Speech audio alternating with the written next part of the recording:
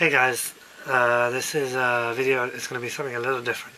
It's going to be a contest entry for SketchVader, who's doing a sort of comic book related contest. I know it ends today, so I'm just sneaking in there, but I didn't know about your channel, so I just saw it through Underworld Angel 24.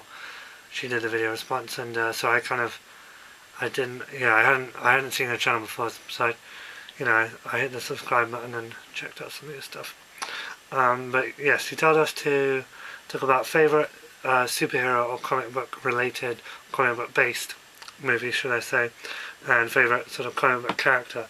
So my favourite comic book movie is X-Men The Last Stand. I mean, it's just so good. I can't even commit to the joke. I just can't do it. It's a fucking terrible abomination, and which I for some reason own. But no, my favourite superhero movie or comic book movie is actually Spider-Man 2.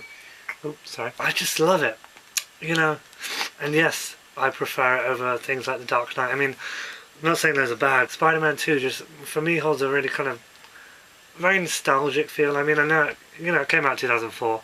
I was 14. Spider-Man 1 was, to me, 12-year-old me, was the best thing ever in the world. So Spider-Man 2 was like, just couldn't fucking wait, and it's just such an, I just think it does everything that Spider-Man 1 did well. It just takes it up a notch and does it even better. You've got a much better villain. You've got way more dynamic and Spider-Man-y fight scenes, like just like the kind of fight scenes that you can only do in like Spider-Man, like jumping from building to building, and like a fucking clock tower on the train. And there isn't as much action as the first one, and it's kind of more fewer and far between. But when the action does come, shit, man, it's awesome. And yeah, the effects do look a little dated now. It's 7 years ago. Wow, is it that long? But who cares? It's awesome. Alfred Molina's great as Doc Ock. I really like the relationship stuff as well. And the ending made me so fucking happy. 14-year-old me just wanted Peter and Mary Jane just to get together so bad.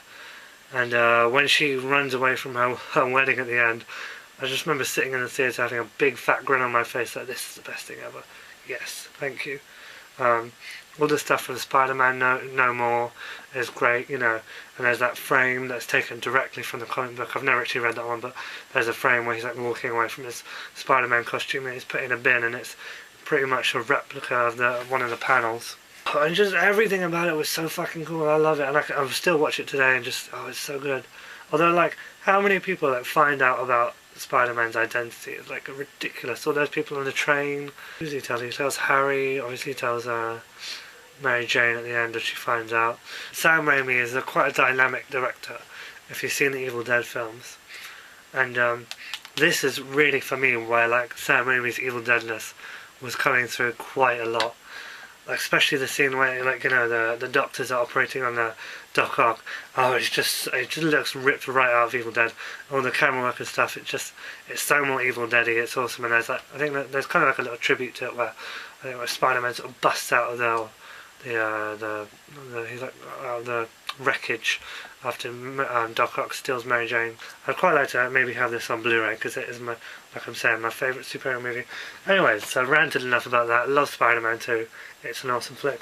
And my favourite, he told us to say our favourite comic book character. I wasn't sure if that was restricted to superheroes. I can't remember what he said in the video. I did just watch it though. I don't think it was just favourite comic book character. And that for me is Scott Pilgrim. I just love him.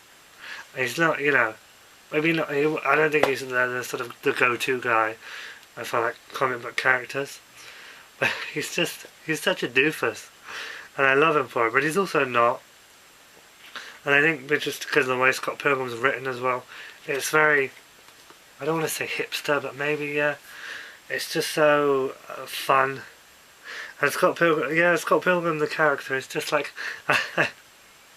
he's so funny, and just like, I love that he's just such an idiot. Like there's that one thing where he like walks into, he walks into the coffee shop and then it says like the narrator's like, and that's when Scott Pilgrim realised that not all exteriors for the coffee place had the same interior. I don't know, he's just such like, and he just thinks his brother is Gideon at one point.